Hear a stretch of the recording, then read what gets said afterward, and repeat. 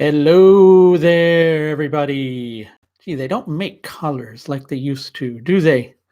It's like this little thing that keeps wanting to, kind of poke up like that, and I want it to stay down like that. How's everybody doing? I didn't bring you on here to talk about my collar or anything like that, but hope everybody's doing well. Hello, Sneha Rajan. Hello, everybody else who is popping up. Thanks, everybody, for showing up.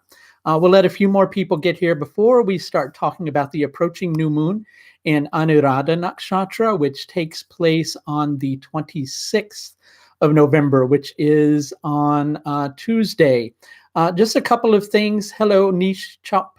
How are you? And hello, Radhika, and hello, Malind. I hope I'm not mispronouncing everybody's name. If I do, all of you can mispronounce Michael if you really want to. Okay. So welcome, everybody. Just a few things I wanted to kind of tell everybody about, and I do apologize because you may have to kind of hear me talk about it a few times. I am offering a discount on select consultations until 11 p.m. London time tonight. That is 4.5 hours from now. The solar lunar eclipse consultations, and I say solar lunar eclipse because it covers both of those. And those come in an hour format and a 90-minute format, as well as the 2020 year ahead consultations. And just added the one question service. All three of those are available at a 10% discount if you use the discount code ECLIPSE. If I can type that in here, there we go. I just Control-C that. ECLIPSE, all uppercase letters. When you schedule at the link, which I'm also going to put in the chat window for you. So that's a 10% discount on solar lunar eclipse consultations, 2020 year ahead consultations, and the one question service if you go and visit there. So a few more people get here and we'll start talking about the new moon. Just to let people know, talking about the new moon generally, but I'm not here to kind of like look at people's horoscopes for them, because quite often when I come on here, people think that that's what I'm here to do. If you have general astrological questions before we get started, we can attend to those as well. You'll also see now you have the capacity, if you really like what I'm doing here live, to support me through Super Chat. You can just look for the little money symbol in the bottom corner in order to show your support for the work that I do. And as I said before, 10% discount until 11 p.m. London time on the solar lunar eclipse consultations at the link. I'm going to type into the chat window now because more people are popping in, and you have to use the discount code ECLIPSE if you want to take advantage of that. Okay. Okay. Thank you, everybody, for showing in, and thank you, Leslie, for your support. It's really appreciated when people support the work that I'm doing. It does really matter. Okay, so I tell you what, let's get talking about things. First, no, it's not vodka. It's water. Okay, so, sometimes when we feel like we should be able to do something, it's very easy to kind of get down on ourselves when things don't turn out quite as we had hoped for them to.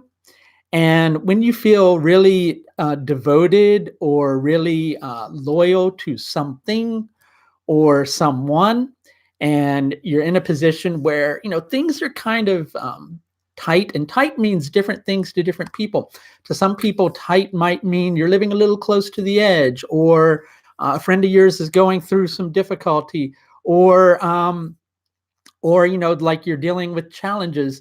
It means so many different things to so many different people. But sometimes we end up in those tight little spots where it feels like we can't fail, because if we do fail, we're letting somebody down.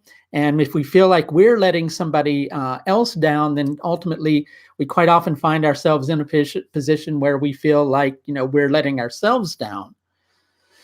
But, we're not really here to control things. And even when things work out in our favor, it's like quite often we think that it's us that's doing it, right? And on a certain level, it is, we are an individual. We are being used to do something. Yeah, I did say use. We're all being used. We're all tools, right? And sometimes it's hard for us to cope with that because we like to feel like we're, top dog in the situation, and we're not always top dog in the situation. As a matter of fact, we're quite often like, lower down in the pack, at the very edge of the pack and at the very back of it rather than the leader of the pack. But we don't like feeling that way, and just like dogs are very loyal animals too, so when things don't really, work out, then we, kind of find ourselves in a position where we kind of want to slinker off with our tail between our legs and our dignity is hit. But you see, what you need to recognize at the moment with this particular new moon is you can't control things. You can't control things. Controlling things is an illusion. What's happening in your life is what's meant to happen. It's part of your destiny. It's part of you resolving your karma. It's part of the divine acting through you, right? And so sometimes it seems like things are going horribly wrong when things are going perfectly right. And we like to feel like we can engage, interact, and make something happen, right? And when, like I said, when you're like dealing with the situation that's really intense, well, then it begins to feel even more like that. But what you need to recognize is quite often what's more important is loyalty. What's more important is the fact that you care. What's more important is that you're devoted, that you're doing the best that you can, right? At the moment with this particular new moon, there's a need for you to be patient. Things are beginning to improve. They're beginning to get better. And you just need to focus on continuing to do what feels right to you as an individual. And we're going to talk a little bit more about this new moon here in a couple of moments. But just to remind people, a few different things coming up. Number one, there is a 10% discount on astrological services, select astrological services, mainly the solar lunar eclipse and the 2020 year ahead consultations and the one question service are all available at a 10% discount. I almost said a 10% discount, but a 10% discount at the link I just typed into the chat window. Also, you can use the discount code ECLIPSE in order to take advantage of that. I also put that in the chat window. I'm getting tongue twisted here. And Mercury's not really retrograde. Okay, so here's what we have going on as well. My Esoteric Nakshatra Secrets course is also available at a discount today until 11 p.m. London time. That's a video course, which is 27 classes. There's a $100 discount. Yes, he did say $100 discount. When you go to this following link, which I'm going to type into the chat window and enter the discount code, which is JMeanie, and I'm going to type that into the chat window, or rather I'm going to Control V it into the chat window. And there's one more thing we have to talk about, and then one more thing I have to kind of mention, and then we'll be getting back to talking about this new moon. Okay, and that is the fact that the JMeanie Level 1 course is also available at a $100 discount at the link I just typed into the chat window. And again, it's the same discount code, which is JMeanie. Okay. So, here's the interesting thing. Pardon me. Quite often when the moon's traveling through a particular nakshatra, we fall prone to thinking that it's only the energy of that nakshatra that's going to be present.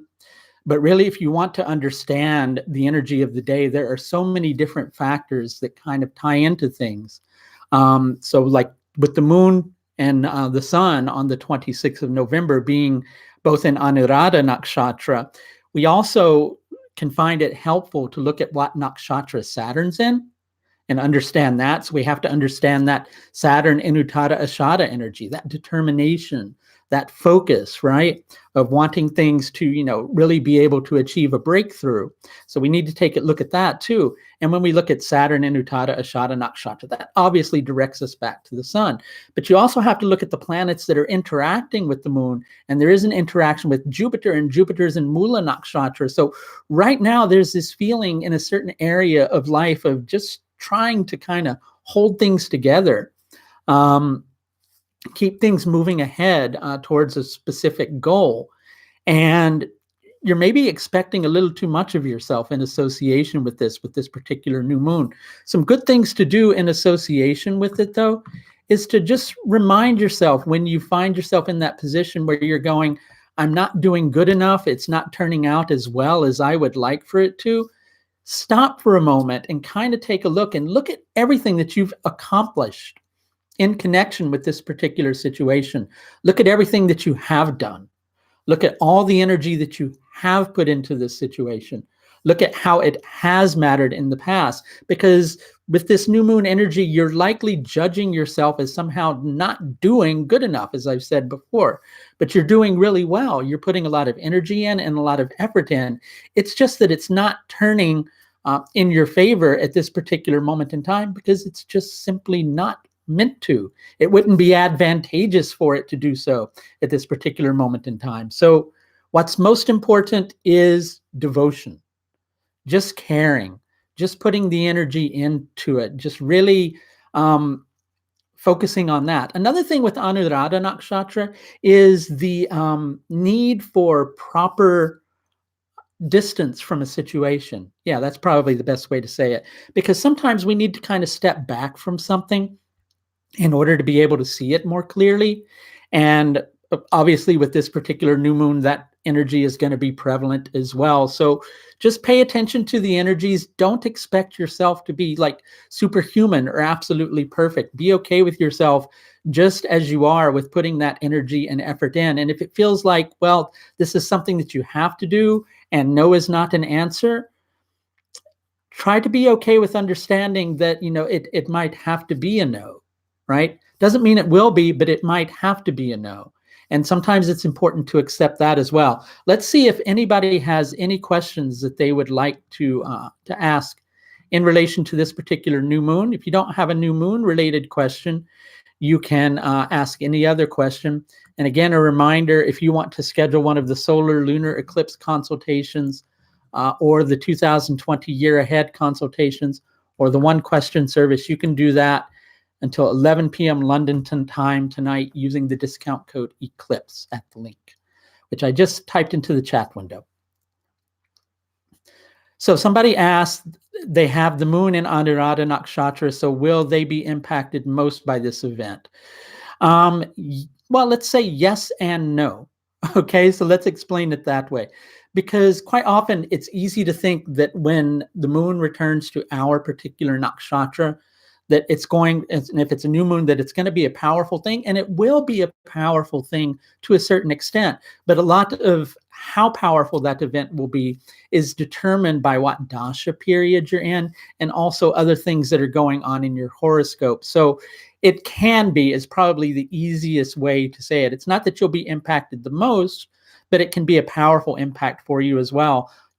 And a lot of determining who's going to be impacted in a difficult manner and who's going to be impacted in a easy manner is determined by things like Tara Bala, what particular dasha period you're in, which is why it's really good to schedule a consultation in that particular instance.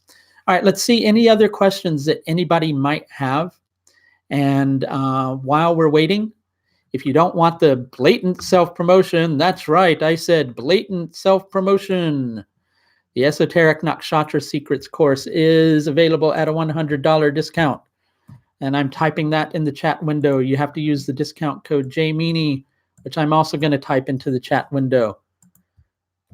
So if you don't want me to keep posting things, you have to keep questions coming. There we go. Is the transit to the Navamsha chart relevant to know in order to understand that transit? It can be, but you don't have to look at the Navamsha. Like, in other words, you don't have to create a transit chart with the Navamsha on levels like that. You can if you want to, and you can find out some pretty meaningful information with that. You can also look at factors from your Navamsha chart, right? And like, for instance, if you're looking at your ascendant in your Navamsha chart, and you have a planet that is transiting the ascendant from your Navamsha chart, or the planet that rules the ascendant from your Navamsha chart, I should say, that can also be a meaningful event, right? So sometimes a good way to do it is to look at different areas of your Navamsha chart, the planets that rule that area of your Navamsha chart, and look to see if they're involved in a particular transit. Okay, let's see what else we've got. What is more important, the D1 chart and the D9 chart? Well, that's kind of like saying who's more important, your mom or your dad. Okay, so let's put it this way, they're both important. It's not necessarily that one is more important than the other one. They're all, even the Rashi chart is a Varga chart, and it's meant to be used for specific purposes. Okay, how important are the degrees in which the planets are placed? They're very important if you work with things like Baladi Avastas, like I do, because the Baladi Avastas can determine the productivity of a planet. And so they become very important if you're just talking about general degree placements of planets in the horoscope, not necessarily transits. Okay. And again, please keep questions coming, especially if you have any questions about the new moon, but it doesn't have to be about the new moon. It can be about anything at all. And again, the Jaimini Level 1 course is available at a $100 discount. And no, I really mean a $100 discount until 11 p.m. London time. Tonight. That's just about like 4 hours from now, in case you're wondering. I'm doing these at a discount, these two video courses, because I'm also running a early registration discount on next year's Nakshatra Techniques course. You can find that information on my site. You'd have to use the discount code Nakshatra for that, all uppercase letters. And also the Jaimini Level 1 course is soon going to be open up for an early registration discount. I'm sorry, Level 2 course is soon going to be open up for an early registration discount. So I figure get people prepared for Jaimini Level 2 by offering a discount on Jaimini Level 1, and get people prepared for the Nakshatra Technique course by offering a discount on the Esoteric Nakshatra Secrets course. Okay. What does a sun dasha bring in general? Here's a good way to understand that if you're wanting to look at a general impact of a particular planet during its dasha, because obviously the predictive things that are going to happen are all related to the strength or weakness of the sun in all your different Varga charts, right? That's why it's important to, really understand all the Vargas in that particular capacity. Sacrifice is a big theme of sun dashas. Identity is a big theme of sun dashas, right? Being resolute, being honorable, those are big themes of sun dashas. So you can always bet that those are going to come into the equation, right? But you can't really say, oh, something's going to happen with my father, or something's going to happen with my health.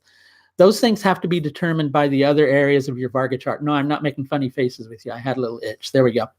All right, so let's see what else we've got. Pusha, Anuradha, Uttara, Bhadrapada. If you have moon in Uttara Bhadrapada, do you have a much more Saturn energy? No, not always. A lot of that would depend upon the strength of Saturn in your horoscope. It doesn't mean that just because you have the moon in the last Saturn-associated nakshatra that it'll give you more Saturnian energy, right? It doesn't always make it that way. I'm curious about the succession of nakshatras associated with the same planets. Look at the guna association with it, right? That will help you a lot with it. Pusha is Rajasic, Anuradha is Tamasic, and Uttara Bhadrapada is Sattvic. That's a good thing to look at in association with those. And really, if you want to know like a lot more about the nakshatras in that regard, really purchase that Nakshatra Techniques course. I'll put a link to that in the window here for you once again, because it spends an hour on every single nakshatra.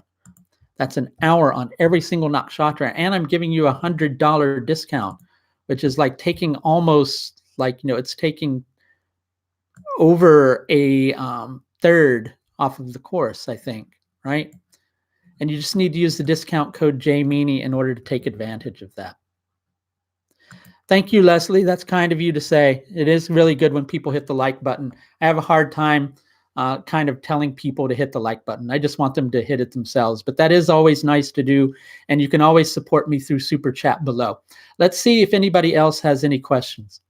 I have Pusha moon and I like Saturn and understand it. Yeah, I think it's good to make friends with Saturn. I think a lot of times Saturn gets a bad reputation and Saturn doesn't really have a lot of friends, right? So, it's good to make friends with Saturn. Like every other planet hates Saturn, right? Even the sun and Saturn's the child of the sun, right? And that's a pretty interesting thing. And, those two planets are enemies of each other. Okay. So everybody, if you're here asking questions about your own horoscope, I cannot do that because you're just telling me your Rashi chart. I need to know so much more. I need to know all your Varga charts. That's why I keep mentioning that I am offering a discount on a few astrological services. One question service is one of those. So even if you just have one question, you can use that, right? But also the solar lunar eclipse consultations, as well as the 2020 year ahead consultations. Those are all available at a discount today for another few hours. Okay. Is the moon debilitated in Scorpio? One more. So the moon is debilitated between 0 and 3.5 degrees of Scorpio. Now, some people differ with that philosophy. Some people say it's debilitated the whole sign, right? Here's a good thing to understand. I think Jay Meany gives a good understanding of why the moon can be debilitated in Scorpio. He has a particular sutra where he's talking about Scorpio Swamsha. And he says, with the Swamsha in Scorpio, I'm paraphrasing here a little bit, deprivation of that which is contained in the breast, right? So there's this feeling of not being nurtured with Scorpio energy quite often. And the moon is a planet that needs to have its needs fulfilled, right? That's one of the reasons why the moon is such a sociable planet. It's socializing with different people to get its needs met. And so when it's being deprived of that, it creates an emptiness. And that's a good way of understanding the moon's debilitation in Scorpio. Yes, ZZ, go ahead and get a consultation. You can schedule through my website. I think I have availability, if not at the end of next week, then the beginning of the following one. Okay. Any other questions that anybody has? Some words on Bhavat Bhavam. Well, for those who don't know what Bhavat Bhavam, the way I work with it, and here's the thing about astrology, is different people work with different things in different ways. Okay. So, you'll hear me say this and you'll go, oh, but I thought it was about this. Well, for somebody else who uses it for that, it might be about that. But here's what I use it for. Okay. So if we want to see, say, for instance, another way that fifth house things can happen, well, we can look at the ninth house because the ninth house is the fifth from the fifth. So with Bhavat Bhavam, the same house from a house can produce the results of that house. So for instance, if we're looking at siblings in a chart, that's the third house, but we might also want to look at the fifth because that's the third from the third, right? If we're looking at a person's wealth, in addition to just looking at the second house, we can look at the third because it's the second from the second, and so on and so forth. And so that's a good way that Bhavat Bhavam works. Okay. What kind of energy could bring having Sun and Saturn together in D10? I'm not sure if I understand your question, really. So can you please clarify a little bit more? And if it's not, particularly related to your horoscope, in other words, I'm not going to tell you what's going to happen with that, because here's something too. I put up a meme on my Facebook page because people get this conception that your horoscope is your Rashi chart or your Rashi and your Navamsha chart, but really it's all those different Varga charts, right? So quite often a person can go, oh, I'm going into Jupiter Dasha and I've got like an exalted Jupiter in my Navamsha chart. Things are going to go really well. And you'll get a lot of meaning out of that Dasha, but if Jupiter's debilitated in other areas, those areas of your life, there's going to be difficulty. So every Dasha, sad to say it, has some good points and has some bad points, right? And it's about understanding that the good and bad really are there for your own growth. And sure, we don't like those challenges, but it's about embracing those challenges just as much as you embrace the difficulty. I mean, it's just as much as you embrace the ease. Never read and talk at the same time, right? It'll drive you crazy. Okay, let's see what we've got going on here. You've noticed that my transits are a little more advanced. Like you said, Saturn is in Uttada Ashada, but when I look at a certain Vedic chart where it is still in Purva Ashada, I use a different Ayanamsha. That's one thing. And I also use something called Dhruva equatorial coordinates in order to determine nakshatra position. Okay. So basically, what Dhruva equatorial coordinates are all about are you take the pole star, which determines where the pole is on the planet, like the North Pole. That's how we can determine where the North Pole is. And you take the equator and you make a 90-degree angle between those two things. And you take the positions of the fixed stars related to the nakshatras from Surya Siddhanta, and you determine the longitude of those fixed stars based upon that 90-degree angle. Okay, that's why I use it. For the system that I use, it works best. For other people's systems, it may not work. And that's why it's important to, to really not just think that one thing works, perfectly across the board. It's a lot about techniques and, what people are using. Okay. How is it better than in reference to the Earth? Well, both things are working with the ecliptic. All right. So I don't want to go too far into depth with this because I'll lose a lot of people, but I'll give you a quick explanation. Okay. And again, if you take the Nakshatra Secrets course, you'll get a lot of this information. So I really recommend, if you want that Nakshatra Secrets course, that you do it today, because the thing is it's not going to be discounted this heavily again. So, it's well worth taking advantage of it if you'd like to have it. And I'm typing it into the chat window right now for you, just in case. But I'll explain it to you as well, right? So if you look at where a star intersects the ecliptic, okay? So the ecliptic is what the zodiac is based on. The ecliptic is the movement of the sun as it goes north and south from solstice to solstice.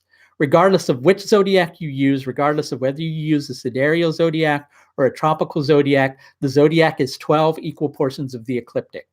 A sidereal zodiac is mapping those 12 equal portions of the ecliptic to the constellations, right? But it's still related to the ecliptic, okay? So if you want to look at where a fixed star intersects the ecliptic, it will appear to be right here, for instance. I'm giving you like an understanding in a simple way. The fixed star will appear to intersect the ecliptic, like let's say right here, but out in space, that fixed star is way over here, right? And it can be in a completely different area of the sky. So there's a little bit of a difference with that. And it's not necessarily that across the board, this is a better system. This is a better system for the techniques that I use and the things that I work with, okay? What was I just talking about with looking at the third, from the third for siblings? What course is that? That's connected to Bhavat Bhavam, but if you want to learn about it, if you go to my website and go to the video courses page, look for the Concrete Prediction Level 1 course. It will teach you a lot about Bhavat Bhavam. I'll give a go with trying to go to the website and copying and pasting the text from that into the window. You may see my voice getting a little bit jerky and things like that, but for the sake of making it easier for you, I'll do that. And hey, everybody, I know everybody else doesn't really mind. Okay, so let's type that into the chat window. That would be on this course, which I'm typing into the chat window. You can learn a lot more about that. And so basically what it amounts to is the fifth house can produce things related to siblings just like the third house can. And if, like, for instance, if you're wanting to look at a person's health, you wouldn't just need to look at the sixth house. You could also look at the 11th, right? Because that's the sixth from the sixth. And a lot gets created in astrology, and that's what I teach on the Concrete Prediction course. A lot gets created in astrology by dasha planets all sharing the same agenda with each other, right? So let's say, for instance, if you have Jupiter relating to the sixth house somehow, and you're in Jupiter Venus, and Venus also relates to the sixth house, well, during Jupiter Venus, something sixth house related is going to happen because those two planets share a sixth house agenda. Okay. All right. Let's see what code what code should you apply? I haven't put a discount on that one, but hey, you know, what the heck? I'll do that for you. I hope everybody doesn't mind. Bear with me 1 second, right? We'll add that to the equation for you. If you just hold on a moment, you can use the discount code JMeanie, but wait until I say okay, because I have to kind of go in and set it up. So I don't want to bore everybody with me doing this, but you know, hey, just hold on a second. It's pretty quick, and I'll be right back lickety split. So if you want to use that one, the discount code on that one, then the discount code is JMeanie in all uppercase letters. And I'm getting ready to enable that now. And okay, you should be good to go. And that discount code for you, all uppercase letters, is JMeanie. Okay, and there we go. That's typed into the chat window. Somebody says, for me, what simple advice to give Pusha Moon person? Well, acceptance. That's a big one. That's a big one for Pusha. Here's a good idea. Wish I could draw on the screen, but I can't, right? Imagine a circle. This is one of the symbols for Pusha Nakshatra, a circle, and there's a dot right in the middle of it. That dot is the individual. That circle is the circumference to which that individual can go to. They're bound by that circumference. They can't go any further than that, but they can try to expand beyond it. They can push up against the resistance a little bit to see if it expands, but when they find out that it doesn't, then they have to accept the limited amount of movement that they're capable of at that particular moment in time. So a big one for Pusha Nakshatra is acceptance of destiny. So accept things in life, accept things that are placed in front of you, right? Be willing to make sacrifices. Sometimes of those things that you want, pardon me, instead for those things that are completely necessary. Okay, so somebody's saying, I have Moon, Saturday, and 10th, maybe that's why I'm drawn to this kind of astrology. 10th house Moon can do it. I find generally people who are drawn to nakshatras have a prominent Moon somewhere. And quite often you'll find that people who have a prominent Moon are able to just naturally do nakshatra stuff. Okay. Okay, everybody, I'm not here to interpret your horoscope for you because I don't have your full horoscope. Me just going with your Rashi chart would be me giving you a prediction, which then may be inaccurate.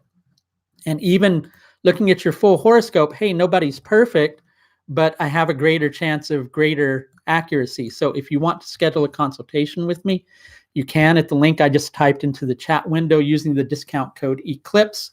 And pardon me, and you can schedule either the solar lunar eclipse consultations or the 2020 year ahead consultations or the one question service. Okay, so let's see what else we've got here. Does Vargotama of planets make it more powerful and significant?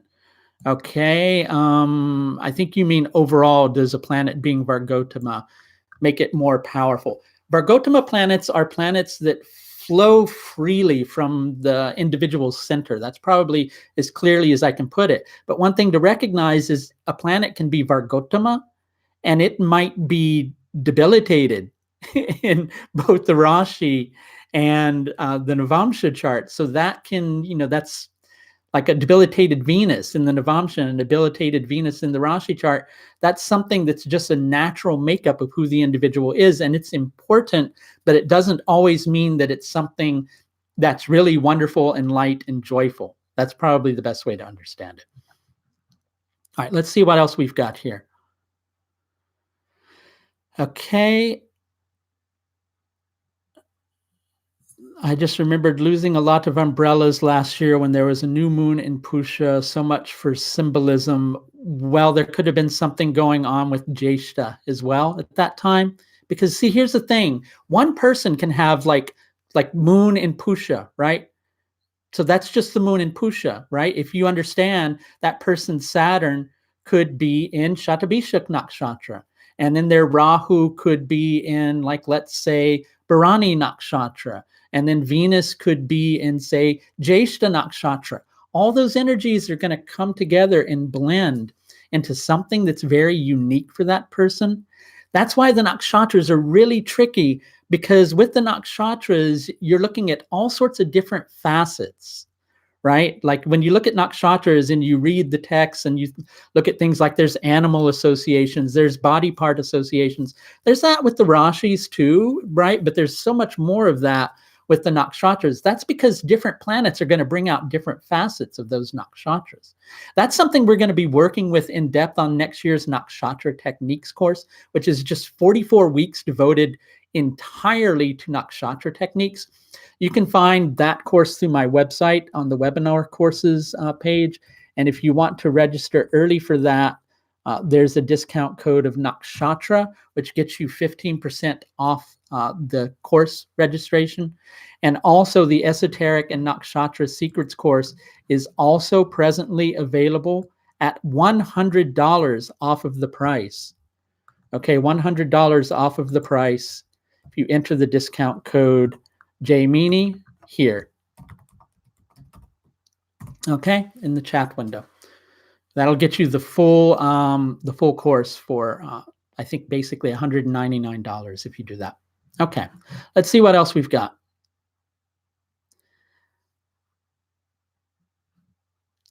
Any special significance if this new moon is happening on my ascendant degree? Is there something going on with finances for you? Okay, can't confirm my moon is prominent. Okay, sir, but a planet is combust in Lagna, but it is Virgotama. Then is it strong? A planet being Virgotama doesn't automatically make it strong. Doesn't mean that it's going to produce positive results, right? That's that I find is a bit of a misconception. Okay. Thank you, Leslie. Thank you. All right. Is devotional stuff mandatory to understand astrology fully? Devotion to astrology is very important. And if you're devoted to astrology, you're going to find that you're devoted to all sorts of other things because you're devoted to spirituality and understanding yourself. And if you're looking to understand yourself, you're looking to understand God within you. And it doesn't necessarily matter if you go to a temple or if you're part of a religion or anything like that. What matters is if you're devoted to that which permeates all things, really, regardless of what name you call it, right? That's devotional stuff, even if you're devoted to yourself, right? There we go. Let's see what else we've got here. I have moon in Anuradha Pada 4. Well, the moon returning to your natal moon is going to be what's called Janma Tara, right? So it's initiative. There's something coming up with you for initiative, taking a certain action. Okay.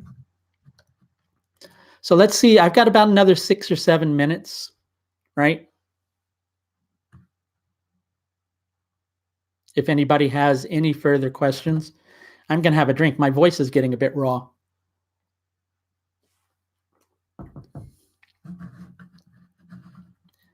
Okay, so again, there is a 10% discount on the solar lunar eclipse consultations, the 2020 year ahead consultations, as well as the one question service for people who need something on a lower budget, which I completely understand, all using the discount code Eclipse before 11 p.m. tonight. Okay. Is D60 read the same as a Lagna chart? It can be. You see, there's so many different approaches to a horoscope, but you have to understand with particular Varga charts what area of life you're looking at. The D60 chart is looked at.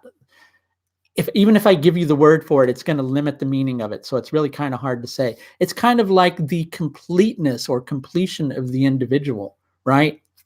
And it's also relates to a lot of those things that are deeply rooted within the individual that are karmic patterns. You can also look at it for that.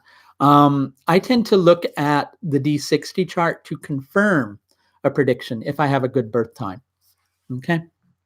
But I don't usually just go in and read particular divisional charts, like, starting from beginning to finish.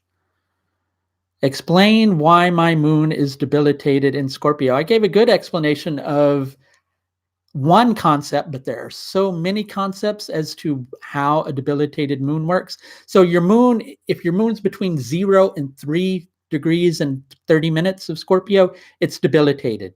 If it's not, then it's not debilitated, at least as per Vedic astrology. But what happens with Scorpio is Scorpio has this tendency to create a feeling of not receiving one's nourishment. As a matter of fact, if the Atma Karaka is placed in Scorpio, quite often there are some things around the person's mother. And the moon's all about fulfilling one's needs. And if the moon is in Scorpio, most especially the 0 to 3 degrees, there can be this feeling of a lack of nourishment, or I should say 0 to 3.5 degrees, right? But how the person copes with that is determined by the dignity of the planet. So the first 3.5 degrees is debilitated. After that, it could be neutral. It could be in a friend sign. It depends upon a lot of different things. Do I use Abhijit Nakshatra only in Muhurta? Do I have a consultation about the Mahadasha? I don't just do a Mahadasha consultation, but you can schedule a consultation with me and we can look at the Mahadasha. In other words, I don't have a consultation that's called the Mahadasha consultation, right? But you can schedule a consultation if you want to take a look at your Mahadasha, but recognize that when you're looking at a Mahadasha, you're looking at quite often several years of time. So the person can only give you a general overall sense of that Mahadasha. In order to have a more complete understanding of it, you have to look at all the ups and downs, okay? All right, so let's see. From which house can we predict about second marriage and married life? Well, second marriage can be the same house that the first marriage is created about. If you're saying just understanding the second marriage, right? If you're saying, will the person get married twice? There are so many different things that can say that, and it's not necessarily just a house. Married life, well, you want to look at this at that same house that creates marriage. I tend to, for marriage, look at the 9th house instead of the 7th house. 7th house is more of the intercourse side of the relationship, right? 9th house is about the commitment to the partnership, okay? That's just a broad answer to that question. Again, if I recommend, if you want to understand those things more deeply, scheduling a consultation. I will start into Rahu Mahadasha. I almost said Raha Mahudasha. Rahu Mahadasha when I turn 40. What clues in our chart should we look at to least understand Rahu Mahadasha results? Here's a good thing you can do. All right. So take your Rahu in your Rashi chart. Okay. Look at what Rashi it's in. Right? Like, let's say, for instance, if it's in Sagittarius, right? Look at where Jupiter's placed from Rahu. Like, let's say Jupiter's in Aries, right? Then Jupiter's placed in the 5th from Rahu. There will be some 5th house things that happen during that particular dasha. Look also where Jupiter is placed from the ascendant. Wherever that is, there will also be some things related to that. Also look at the houses that Rahu conjuncts in that horoscope, if it does at all. Look at the, I think I said houses. Look at the houses that it joins. Look at planets that it joins and their agendas. All those things tend to come to the surface. And I also have a course on that too, predicting Rahu and Ketu Dasha. That course is $99, right? I can't give the discount on that because then I'd be giving you money for the course. Okay. All right. So let's see what else we've got. Mars and Saturn in Hasta Nakshatra, close in degrees. Is it bad? Some areas of life it can be difficult. Some areas of life it can be okay. So you can't just say across the board that it's all bad. First of all, there's no bad, right? It's all just your horoscope and your evolution. That's only good, right? But it's challenging. That's another thing. So if you've got a weak moon, then it can be a little difficult. It can make it so you want to try to direct or control things, but that those things don't work out quite the way you want them to.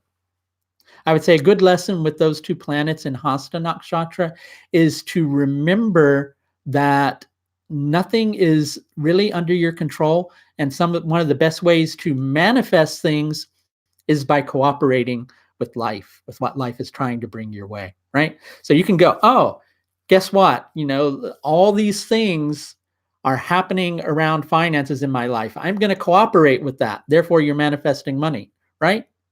But we don't like it so much when it's the other way, right? When bad things are happening to us, we don't want to go, oh, I'm manifesting my divorce, right? Because we don't want to take responsibility for that.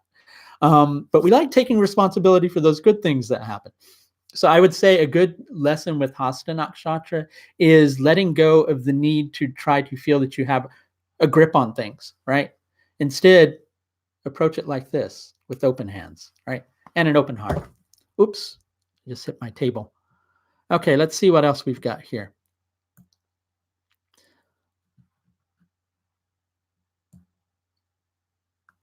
Not necessarily a planet that represents the jaw.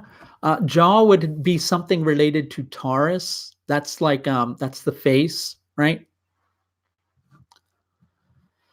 Okay, let's see if anybody else has any other questions. I'm gonna go here in a couple of minutes, but just a reminder, 3 different types of astrological service: the solar/lunar eclipse consultation, which contains a look at both the solar eclipse of the 26th of December and the lunar eclipse of 2 weeks later in January. I forget what the exact date is of it. Sometimes it's not always the 10th or something, but there's a lunar eclipse in January. So it looks at both of those eclipses. In addition to that, the 2020 year ahead consultations are also available.